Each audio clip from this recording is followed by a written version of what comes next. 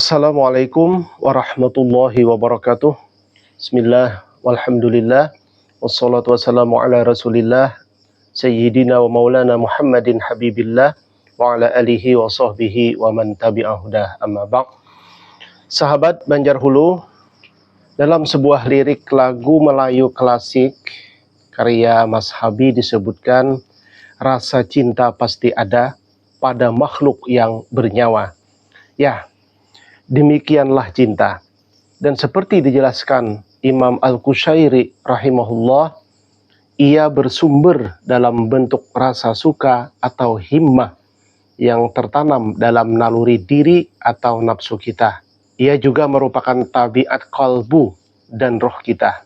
Nah, karena cinta merupakan potensi yang multi aspek, kita perlu belajar untuk menggali dan mengembangkannya secara terarah dalam rangka aktualisasi potensi fitrah kita. Sahabat Banjar Hulu, secara estetika, objek cinta adalah keindahan atau kelezatan. Nah, kalau kita telaah karya-karya para ulama klasik, jejak potensi manusia mencintai keindahan itu dapat dibagi sesuai sifatnya sebagai berikut.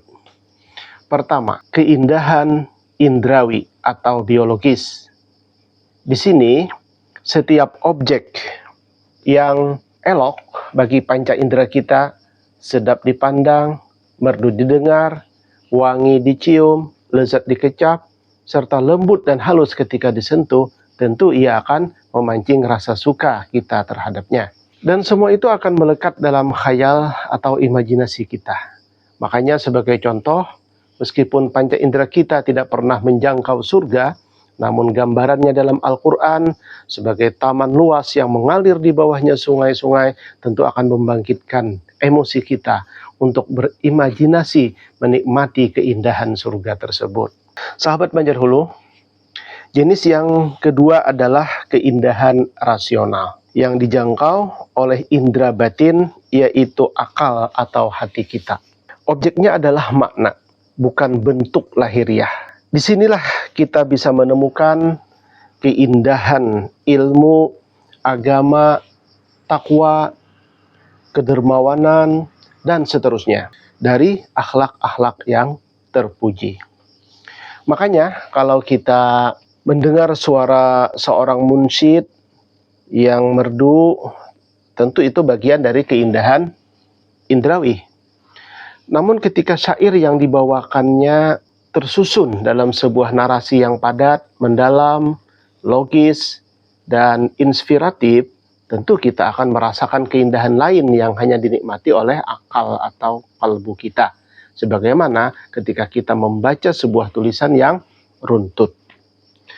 Hati kita juga akan merasa nyaman ketika mendapatkan ihsan atau kebajikan, seperti ketika berada di lingkungan orang-orang yang berakhlak baik. Sahabat Banjar Hulu, kalau mau dirinci lagi, ada jenis yang ketiga, yaitu keindahan spiritual.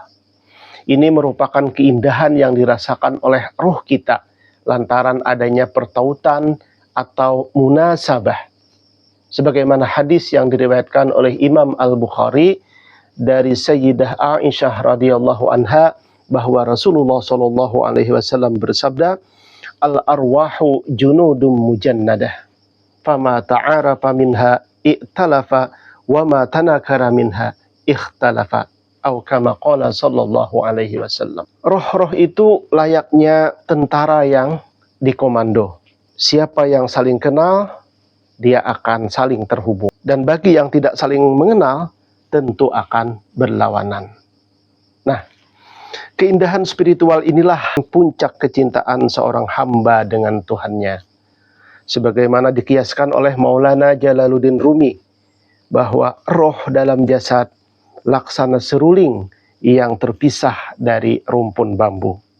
Dia selalu rindu untuk kembali ke asal-usulnya.